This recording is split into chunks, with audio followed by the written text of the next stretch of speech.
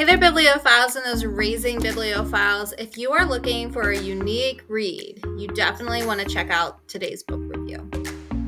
So today's book review is The Plot to Kill the Queen by Deborah Hopkinson. And it's been a while since I picked up a Deborah Hopkinson book, probably 7 or 8 years.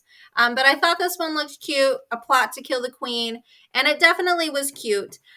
This would probably more likely appeal to our younger readers. So probably 8 to maybe 11. It is set for like 8 to 12 is what the recommended ages are. But I definitely think probably a little bit of our youngers would enjoy it.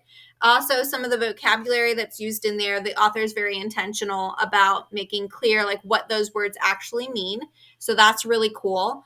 If you have a student or reader who loves theater, this might be a book that really appeals to someone who loves theater. So The Plot to Kill the Queen is an adorable historical fiction novel that will capture like your readers who really like that kind of unique style, but also theatrics. The story is broken up as acts and scenes instead of just like chapters and little sections. So that's really cool. The story will also periodically stop and it'll speak to the readers, offering added information and thoughts, hoping that the reader will be like what they might be like, what people might be like in the future. So that's really cool that the author stops and has this narration and voice that speaks to the reader. Super cute and super interesting. The story opens with Amelia. She's on the run, but then she stops and she's like, we should start at the prologue. So she starts the prologue of the story, and that lets you know that she's an orphan. She's living with the Queen's spy master, and so she's his ward, and she is a very skilled lute player and a budding playwright. So that has been her family background. And on a trip, she goes to see a local play. Unbeknownst to other people, she kind of knows she's going to get in trouble. But while she's there, she overhears about a plot to kill Queen Elizabeth. So now she's in a conundrum. She has to go back and tell Mr. Walsingham, who she's his ward, what has been going on because the Queen's life is in danger. So you have to find out, like what's going on and keep her safe.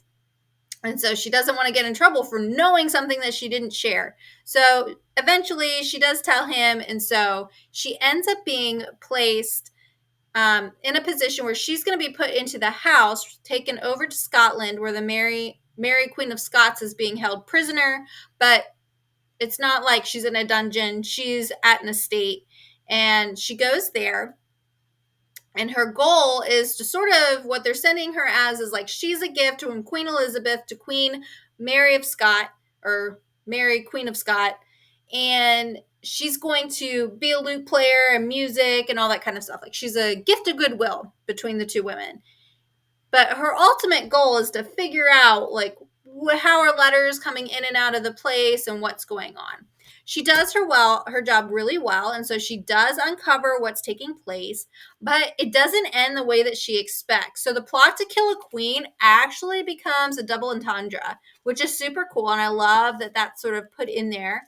And so it also ends with Amelia being able to write her own play that she wants to put into a royal contest. So that's part of the story too. And that play that she writes is included at the end of the story. And Hopkinson actually gives permission for teachers and families that they can put on that play, in private. You can't like charge money for it or anything like that. But the play and everything is included in the back. And so that's super cool and cute. Like you could just copy it right out of the book if you wanted and use that. So I think that's cute. Like just a little extra, encore that she presents that, and then it's super funny and cute, and families could, I could see young readers enjoying that and reading it together and then deciding to act out the play that's given at the end. One thing to note is that Amelia is a very strong female character. She does vocalize her desire for rights for women. She wants to be educated. She wants to participate in plays. She wants to attend plays, and she wants to be able to travel without a chaperone. So she is speaking to the difficulties that women did face during that time period. She even meets young William Shakespeare early on in the play, and so that's super cute and like a cool little tie-in. She dresses up in the beginning like a boy, like a lad, and that's how she also ends up returning to London. And so we see that that idea played out in Shakespeare's plays as well. So that's part of it. She wants to be an author, and apparently the real character that she is based on does become dedicated to women and their ability to pursue their dreams and their goals. And she does, for a time, become a bit of an author and tries to help educate women in London during her time period. So Amelia is based on a real character, so that's super cool. And she does, at the end, give a little bit of information regarding that. You'll find in my review just some added details in the actual printed out review about some certain quotes and whatnot in the book, but there wasn't anything unsavory. There wasn't any profanity. It was super cool. But like I said, she is a really strong female protagonist, desiring for women to be able to do what it is that they want to do. So, if boys probably aren't going to be leaning into desiring to read this.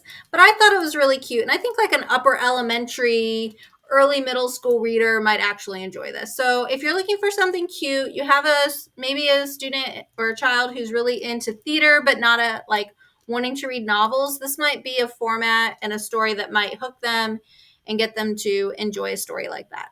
So take that for what it's worth, something cute. The plot to kill a queen, but ultimately, like, which queen is it? So there you go.